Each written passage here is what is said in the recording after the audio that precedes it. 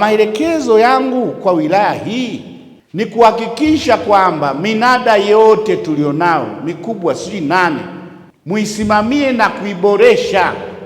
Mtu unapomtoza ushuru aone huduma nzuri katika minada hiyo, minada iliyoboreshwa. Leo tuna changamoto ya maji, mabwawa. Mapato hayo mtakaopata yaende kutatua pia changamoto hiyo, kwa sababu utatuzi wa changamoto una muda mfupi, muda wa kati na muda mrefu.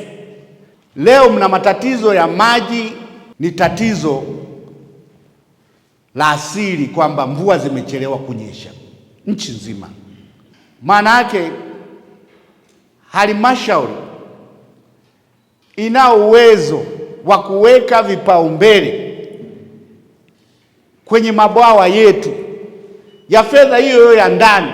Leo tunahangaika na hatua za dharura.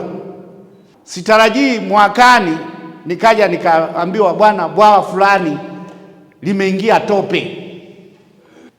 Kwa hiyo ni kazi ya huku tu, halmashauri tu.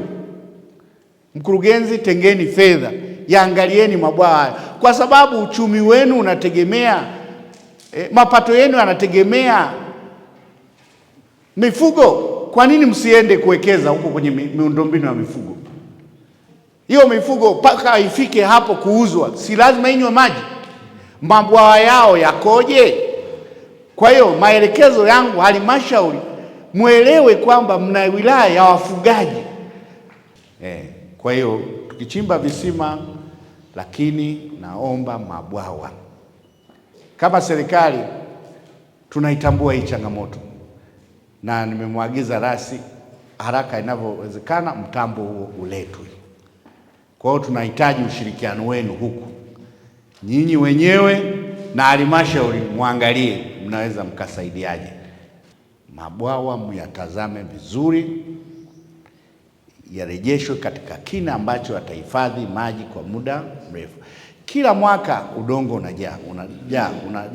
Kwa hiyo hata mvua zikinyesha atabeba maji machache, baada ya hapo yanaisha.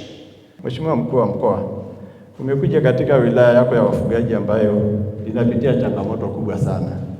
Changamoto kubwa kuliko yote sasa hivi hapa ni changamoto ya njaa ya mifugo na hata watu, na inaendana sambamba na changamoto ya kupungua kwa vyanzo vya maji hasa vya wafugaji.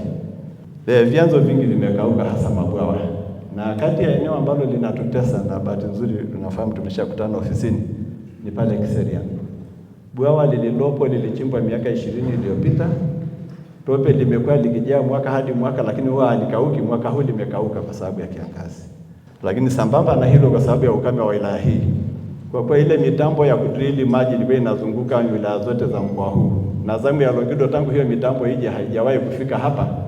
Sasa nadhani ni wakati mwafaka zamu ya Longido izingatiwe. Sisi kama madiwani na halmashauri kwa ujumla hatutakuangusha katika swala la kuhakikisha swala la mapato, ambao ndio wimbo kila wakati tunaimba, tukuhakikishie tutasimamia mapato ipatikane, lakini tutasimamia na matumizi yake kwa 100%, na tutamwomba Mungu atusaidie katika